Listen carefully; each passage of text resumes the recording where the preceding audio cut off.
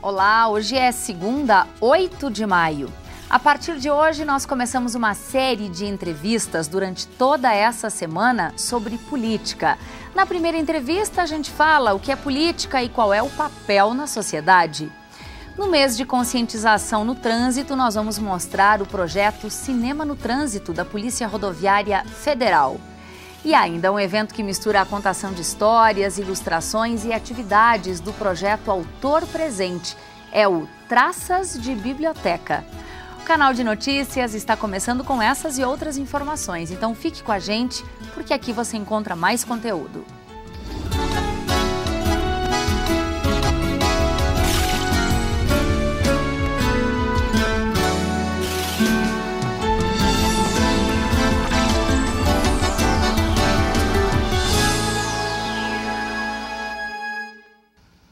Durante todo este mês, lideranças de Passo Fundo vão realizar diversas atividades de conscientização no trânsito.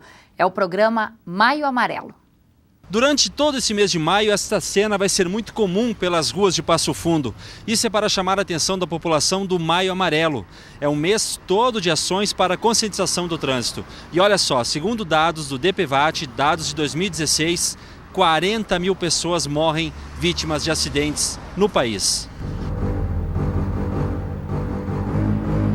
E se as imagens chocam, se é duro imaginar que um dia este carro circulava por aí, e pensar nas pessoas ou na pessoa que dirigia este veículo, começamos a refletir no quanto o trânsito pode ser cruel e violento. Por isso, mostrar que o veículo precisa ser respeitado para que, bem utilizado, sirva o seu principal propósito, que é o transporte, faz toda a diferença.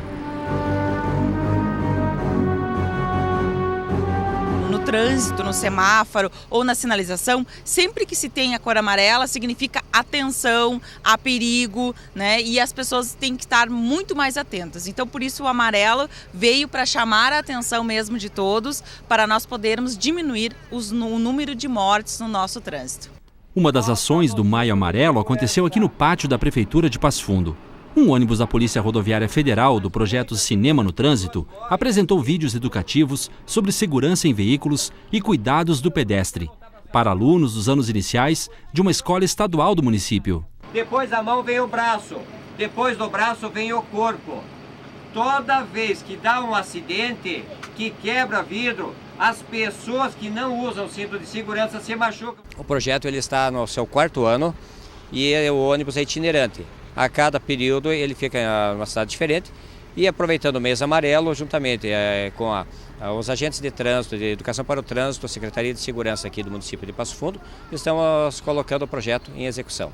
O pedestre deve tomar várias precauções para não correr riscos no trânsito. Ande sempre pela calçada. A criança deve andar pelo lado de dentro da calçada, longe da via. Evite andar pelo meio-fio para não ficar muito próximo dos veículos. Pare, olhe e escute com atenção o trânsito. O ônibus cinema é um atrativo para os alunos que entram no clima da viagem, sem sair do lugar. O que viaja aqui é a imaginação. Usar cinto de segurança. E o que mais que tu aprendeu? Ia passar pela rua, olhar pelos lados. Você dizia que a tua mãe pede isso pra ti também, ter atenção quando sai na rua, né? Sim, sempre tenho. Eu aprendi que precisamos olhar para os lados antes de atravessar a rua. E o que mais? Cinto de segurança também? Atenção no trânsito. E tem que usar o cinto, né? Sim. Por exemplo, você tá de cinto aqui. Se sente mais segura? Me sinto.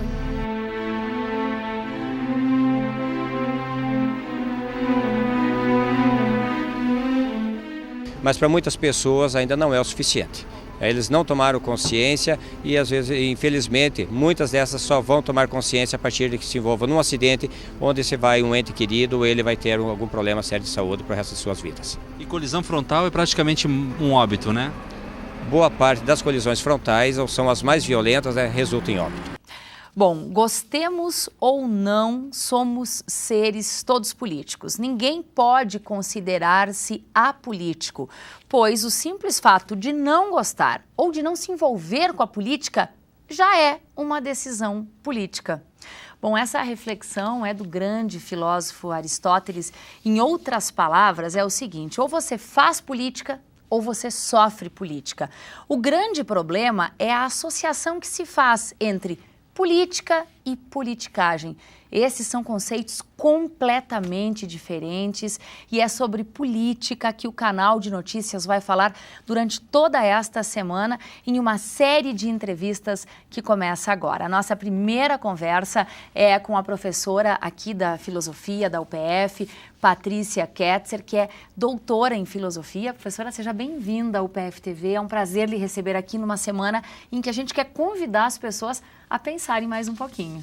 Muito obrigada, é um prazer estar aqui falando desse tema tão essencial.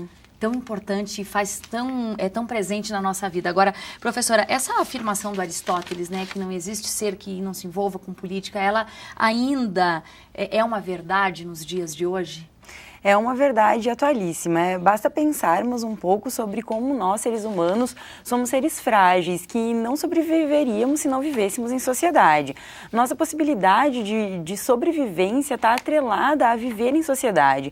E na medida que a gente vive em sociedade, a gente faz política. As pessoas têm o hábito de associar a política a algo muito distante de nós, que está lá na prefeitura ou está lá na Câmara de Vereadores. Exato, em Brasília.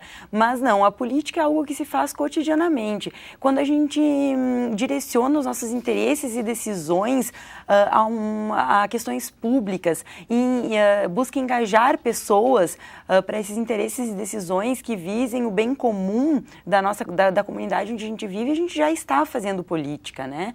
A política ela pode ser compreendida em diversos âmbitos, em diversos aspectos, mas é fato que nas nossas relações diárias nós estamos na maior parte do tempo fazendo política. E é preciso que a gente se dê conta disso e não pense que a política é algo que está afastado de nós, do qual nós não fazemos, que é possível que nós não façamos parte, né? Bom, a gente confunde, muitas pessoas confundem política com partido. E aí tem uma diferença entre política e politicagem. Você pode explicar para a gente quais são as diferenças? A gente pode pensar a política sob vários aspectos, né? Como eu dizia, quando a gente direciona os nossos interesses ao bem comum da nossa comunidade, a gente já está fazendo política. Quando a gente busca engajar pessoas para lutar por esses interesses, estamos fazendo política. Quando a gente se agrupa em grupos sociais, como sindicatos, por exemplo, isso é política. Quando a gente busca transformar a realidade vigente, estamos fazendo política. O poder estatal também é política, né? A manutenção da sociedade tal como ela está, o poder público, isso também é política. Agora, onde entra a politicagem, então, nessa história toda? A gente pode pensar a politicagem como uma perversão da ação política, né? Quando ela não visa o bem comum, quando ela não visa os interesses de todos os envolvidos, quando a gente está focando nos interesses particulares de um pequeno grupo que vai ser beneficiado com aquelas ações. Porque a política, ela sempre tem como intuito o bem comum de todos aqueles envolvidos na ação, né? E é isso que se espera de uma liderança, de um gestor público, de um deputado, de um vereador, de um prefeito, que pense em algo que seja para todos, ou para o maior número possível de pessoas. Justamente. E em alguma medida é isso que se espera de todas as pessoas que vivem em comunidade, né? Todos nós que vivemos em sociedade, também em alguma medida devemos visar o bem comum dessa sociedade em que nós vivemos. Então aquela coisa que a gente ouve as pessoas falando, não, eu não me envolvo em política, eu não gosto de política, eu não quero saber, isso não diz respeito à minha vida. Isso, na verdade, não existe. Como nós falamos, ou você faz política, ou você sofre a política que alguém está fazendo. Exatamente. É um processo muito ingênuo eu pensar que eu posso me afastar de todas as decisões políticas porque eu vou sofrer com as decisões que forem tomadas. E na medida em que eu me afasto e que eu tento abdicar das responsabilidades por essas decisões públicas que vão ser tomadas na esfera pública, alguém vai tomar essas decisões e essas decisões podem visar interesses de pequenos grupos, interesses individuais e não interesses coletivos. E é interessante justamente, eu sempre me recordo do poema do Bertolt Brecht, né, que ele fala do analfabeto político. O analfabeto político é aquele que mal sabe que o preço do feijão, né, que o custo de vida depende das decisões políticas. Então, muitas vezes as pessoas pensam que abdicar de tomar decisões políticas pode influenciar em tomar decisões mais específicas na sua vida particular e tocar a sua vida particular de forma mais centrada, mas isso é um erro, né? Porque quando nós tomamos nossas decisões políticas, deixamos que outros tomem por nós as decisões políticas, isso vai influenciar também nas decisões da nossa vida particular. Bom, há pouco nós comentávamos aqui, informalmente, que nesse final de semana houve a Conferência Municipal de Saúde, Conferência Municipal da Saúde da Mulher, sempre um número pequeno de pessoas participando. Nessas conferências são definidas todas as estratégias de saúde. Aí depois muita gente reclama, é preciso participar. Então, para encerrar, professora Patrícia, a última pergunta é: como cada um de nós pode contribuir mais com a política? Justamente esse aspecto, que a gente tem que se ver mais como cidadão. Se a gente for pensar na questão do que é ser cidadão e ser político no sentido etimológico do termo, né? Qual que é o significado de ser cidadão? Ser cidadão é também ser político, porque a tradução de cidadão vem do latim civi, né? Que é a tradução grega de polis. Então, as duas coisas estão diretamente ligadas. É uma ligação direta com a cidade, né, lá da Grécia Antiga, onde as pessoas que atuavam nessa cidade tomavam as decisões e tinham envolvimento, e essas decisões deviam visar o bem comum de todas as pessoas que participavam daquela comunidade. E ser cidadão, então, é atuar em prol do bem comum e se envolver com essas decisões e se responsabilizar também pelas decisões que se dão na esfera pública. Como a gente pode melhorar a nossa participação, né? Como a gente pode se ver mais como parte atuante da cidade onde a gente vive, do país, do estado onde a gente vive, participando de todas essas decisões. Existem meios para isso, né? Bom, olha, o nosso tempo já extrapolou aqui, muito obrigada. A gente vai falar durante toda essa semana sobre política, não sobre partido. Professora, muitíssimo obrigada, viu? Uma boa semana. Foi um prazer. Obrigada. Bom, e na entrevista de amanhã a gente segue aí esse papo sobre política e o tema é ética. Bom, ser professor é muito mais do que o simples exercício de uma profissão ou de dar aulas, aplicar, corrigir, avaliar provas. Ser professor e educador exige preparo, conhecimento, pesquisa e principalmente dedicação e comprometimento. Bom, e quando falamos da educação básica, isso se torna ainda mais evidente. Por isso, qualificação é uma das metas do governo para a rede básica de educação. Na UPF, o curso de Pedagogia Parfor lançou um livro que pode ajudar professores em sala de aula. Ensinar a ler, escrever, reconhecer e aplicar fórmulas matemáticas, auxiliar no descobrimento das ciências, da história e da vida no planeta. Essas são apenas algumas das atribuições de um professor da educação básica. São as habilidades: coordenação motora fina, coordenação motora ampla, trabalhamos recorte, a colagem, a organização espacial, esquema corporal. Nós temos que trabalhar a noção de tempo, de espaço, ensinar a usar o caderno. Eu recebo crianças lendo, interpretando, produzindo textos na área da alfabetização, e eu recebo crianças que ainda não conseguem escrever uma palavra com autonomia, uma frase com autonomia. Então é um trabalho assim que ele exige mais de nós. Inclusive eu trabalho com 2 planejamentos. Um planejamento para a alfabetização e um planejamento para os alunos que já estão mais avançados. Só que para isso não basta apenas alguns minutos em frente a um livro ou a um computador. É preciso muita preparação.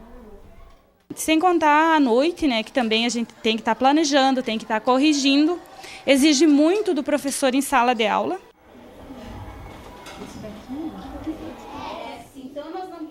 Mas o maior desafio hoje é a concentração dos alunos e a participação da família. E é por desafios como estes que se pensa na qualificação e formação adequada para os professores da educação básica da rede pública. Aí é que foi criado o Plano Nacional de Formação dos Professores da Educação Básica, o Parfor, O programa foi implementado pela Coordenação de Aperfeiçoamento de Pessoal de Nível Superior, a CAPES, em parceria com as secretarias dos estados e dos municípios e com as instituições de ensino superior. Desta forma, os professores em exercício acabam tendo a formação exigida pela Lei de Diretrizes e Bases da Educação Nacional. É o caso da Ogani. Com a primeira formação em Geografia, ela buscou ainda mais qualificação para exercer o cargo de vice-diretora dos anos iniciais. A partir dessa formação, a gente consegue fazer uma reflexão sobre a prática da gente e buscar fazer melhor em sala de aula, melhor em outros setores, tanto na coordenação como na direção da escola. Aqui na UPF, o curso de pedagogia nesta modalidade é oferecido desde 2010 e os resultados têm sido tão positivos que as experiências dos acadêmicos em sala de aula durante o estágio acabaram virando um livro. Porque colocando a público aquilo que se vive na escola, na relação com a produção do conhecimento na academia, considera-se que é um momento fundamental e que é um elemento fundamental para os processos da formação dos próprios professores.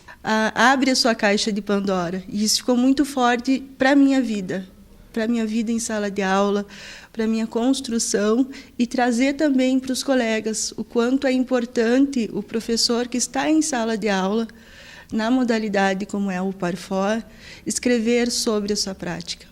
A obra foi pensada, organizada e escrita por 3 professores e 10 alunos. Nós temos textos que tratam do estágio, da experiência na educação infantil, com elementos que surgiram, que nasceram das reflexões das alunas a partir dos seus estudos.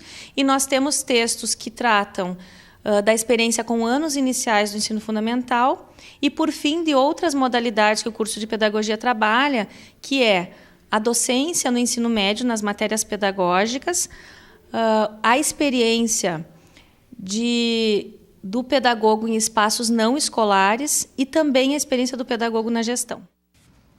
Começaram hoje as inscrições para o Enem. A taxa do exame é de R$ 82,00. Alunos matriculados na rede pública são isentos.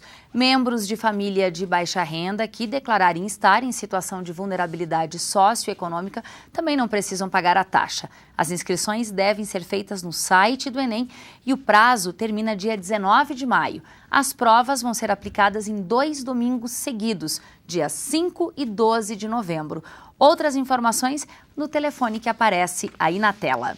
E amanhã tem feira ecológica aqui na UPF. São produtos orgânicos, saudáveis e que ajudam no equilíbrio da alimentação. A feira nasceu a partir dos encontros realizados no Bate-Papo UPF, onde estudantes, em conversa com a reitoria, pediram ações que valorizassem uma vida saudável. Assim, então, foi criada a Feira Ecológica, que a partir deste ano também virou um projeto de extensão. A feira é realizada em parceria com a Cooperativa Mista de Trabalho Alternativo e acontece em frente ao Centro de Convivência das 10 da manhã às 3 horas da tarde. Depois do intervalo, um evento que mistura contação de histórias, ilustrações e atividades do projeto Autor Presente. É o Traças de Biblioteca.